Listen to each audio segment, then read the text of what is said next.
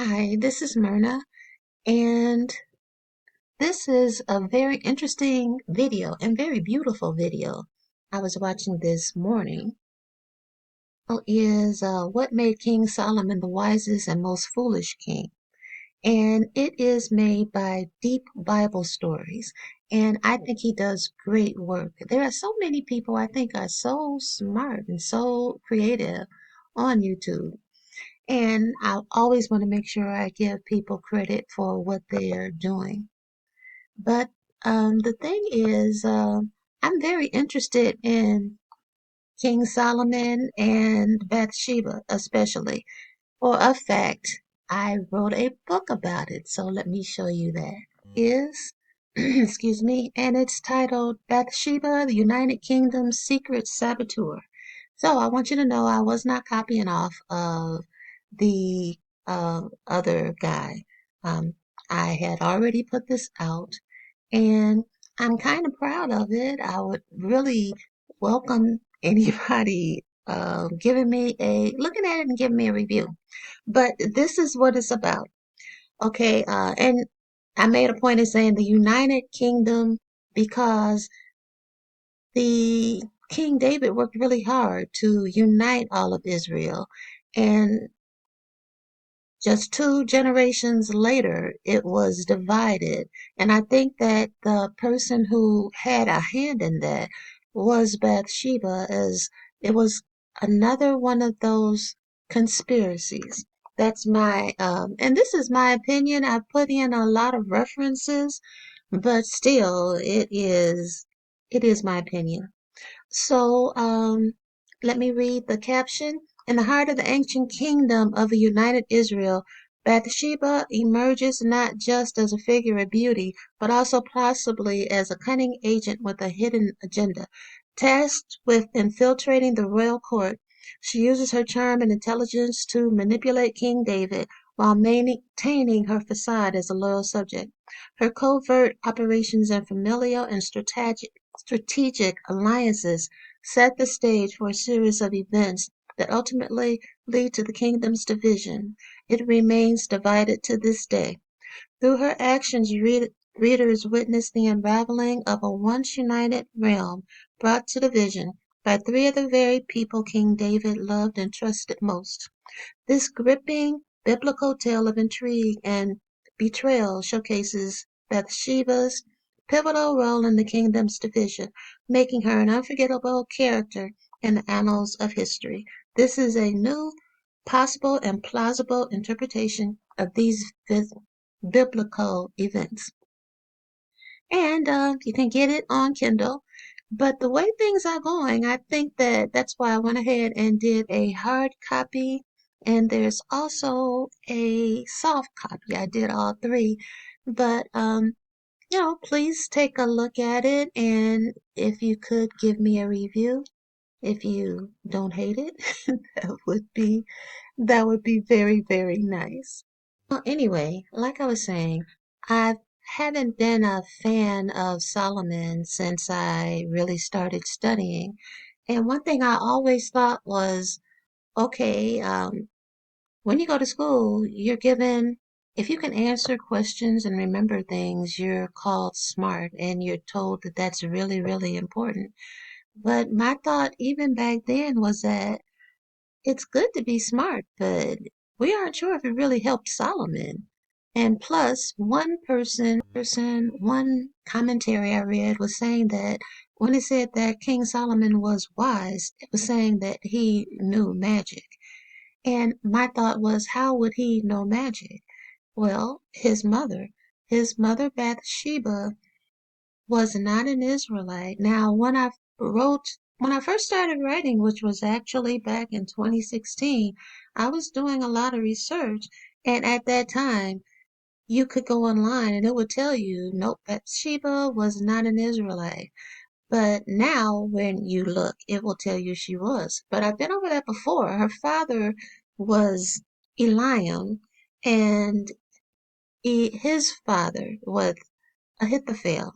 Now, Ahithophel was most definitely not an Israelite. That was her grandfather. Ahithophel was a Gileonite, and that's one of the people groups that the Most High had told them to get rid of or kick them out of the land or whatever.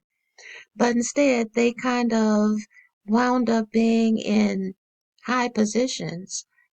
And Ahithophel, even though most people have never heard of him, he was a very um, favored counselor to King David.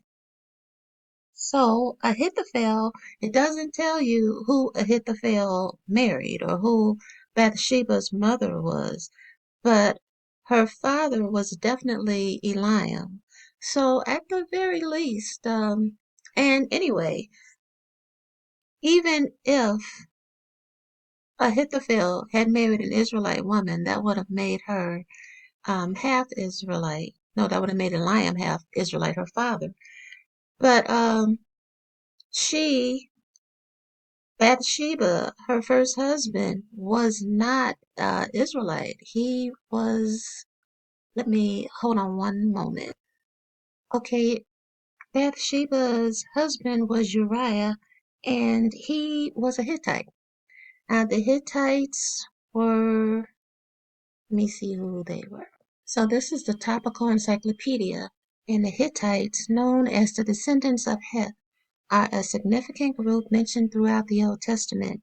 They are one of the many Canaanite tribes that inhabited the land of Canaan before and during the time of the Israelite conquest. The Hittites are first introduced in the Table of Nations in Genesis 10:15, where Heth is listed as a son of Canaan, making the Hittites part of the broader Canaanite lineage. Now, most people will say, well, Canaanites were descendants of Ham, so they were dark. And I kind of think maybe, maybe not. Actually, I lean a little more toward maybe not, because the Canaanites took the land of Canaan when God was first after Noah, giving the different groups their land. The other Hamites went where God told them to go, but Canaan decided to take the land that was supposed to go to the Israelites. But they had also been kept themselves separate from their own group. And if you go back and you research that cursed be Canaan curse that they used to tell African Americans or just black people in general referred to you, no, I personally don't think it did. I think cursed be Canaan was put on Canaan before, possibly before Canaan was even born. And my theory is that Naamah, who married Noah, um, was in a relationship with Ham. That's why Ham is the one who went in the room and did something that the Bible didn't really tell you exactly what it was. That's why he wasn't cursed. Canaan was cursed because, and anyway, Naamah was the product of the Canaan, not the Canaanite line, the Cain line. She was a descendant of Cain and also a descendant of Seth. Seth was the righteous line, Cain was the not righteous line. Lamech, who was Naamah's father, he went to the Sethite line and picked two women and decided he would have children with them. She was one of the children, so she was I did a video a few years ago about Naama being the first mixed race singer. And yeah, she still was, according to the book of Jasher. And you'll find her in Genesis. And recognize that the Bible generally doesn't list women unless they're important. And I think her being the second wife of Noah and the possible mother of Canaan would make her important. And I do also believe that at this time, his first wife's name was Mzara, and she might have been the daughter of Methuselah.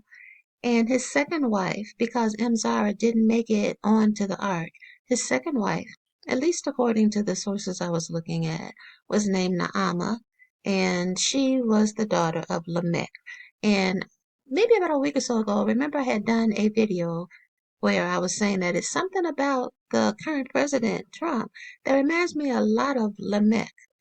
But in any case, the point is Bathsheba was, well, she was not fully Israelite. She was mixed. Her father, it doesn't tell you what he was, but it does tell you her grandfather was definitely not an Israelite. So the thing is, I think that people, like I said, look at Canaan and say, well, descendants of Ham, they must all be dark. No, I don't think so. I think they set themselves aside. And I do think, and it is my theory, that Naamah was probably the mother of Canaan. It described her as being not as pale as her father or as dark as her mother. She was somewhere in between, but in any case, she would have looked a little different. She was considered extremely beautiful also. So, what I'm saying is that part of the reason why Solomon was wise, especially if you look at it as wisdom that is based on knowledge of secret things. Part of the reason might be because his mother also was knowledgeable in that area. Like I said earlier, even though most people have never heard of Ahithophel was one of possibly the most important counselor that David had. He relied a lot upon Ahithophel. Now, also, Bathsheba's husband, Uriah, was one of David's closest mighty men, kind of like bodyguards or people he really relied on when he went out in battle. So the point I'm making, or one of the points I'm making about Bathsheba is how could she possibly have not known King David? She was, the men she was most involved with were his most important men. They had to have known each other. I kind of think they had to have known where each other lived.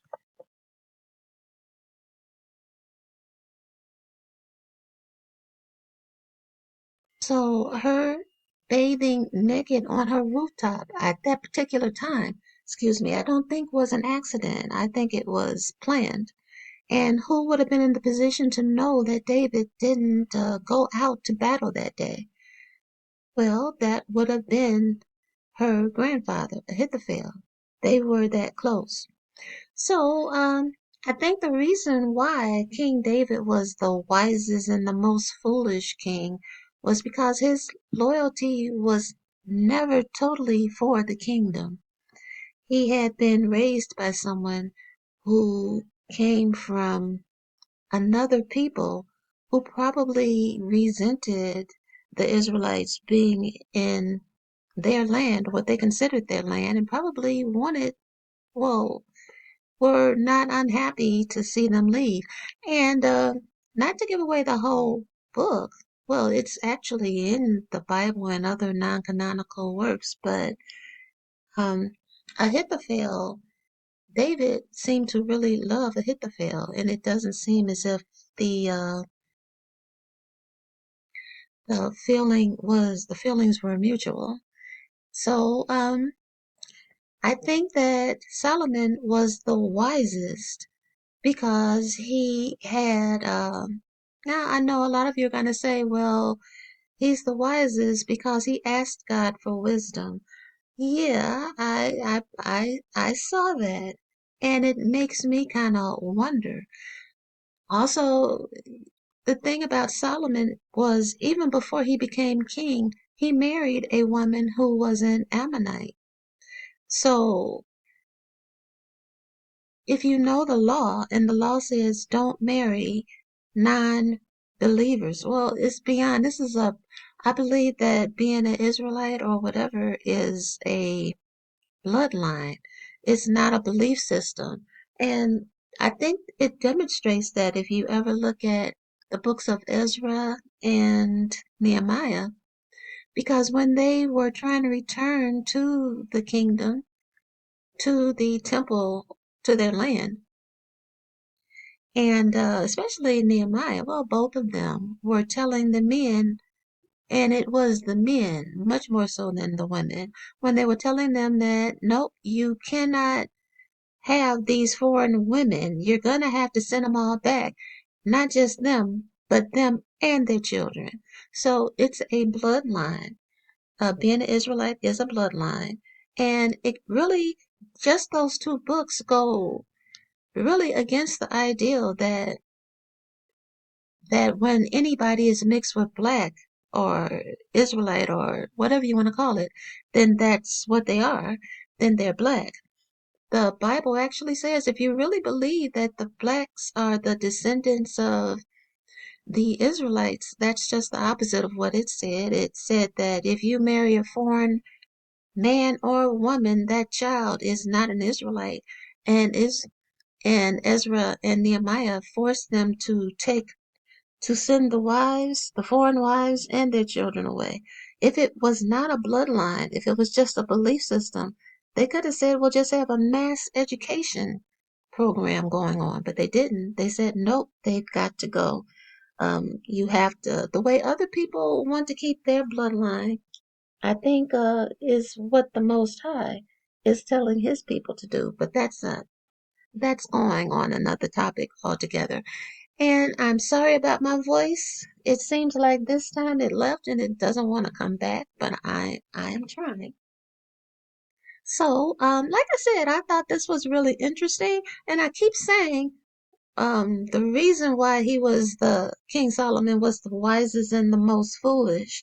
Well, I think part of it is because his mom had loyalties, had mixed loyalties, and that's just conjecture. But from the information I've seen, she was part of what happened to King David. And I also think that if they were really enforcing everything that the Most High said, then how did Solomon marry an Ammonite? Now, Ammonites might have looked like Israelites because remember, Ammonites came from Lot. Now, it doesn't tell you a thing about what Lot's wife, what nation she came from. And I do believe that some things were left out on purpose, not by man, but by the Most High, because I do believe He wants everyone to exercise mentally when they're reading His Word. So it doesn't tell you what Lot's wife was, but Lot was the nephew of Abraham. So they were not Israelites because Israel hadn't come yet, but they were the ancestors of them. So maybe she looked exactly the same. I don't know. But my point is that either way, even being an Ammonite, and the Ammonites were not followers of the Most High. They had child sacrifice and all kinds of things going on. But still, even before he became king, he had decided that the women of other nations were who he wanted.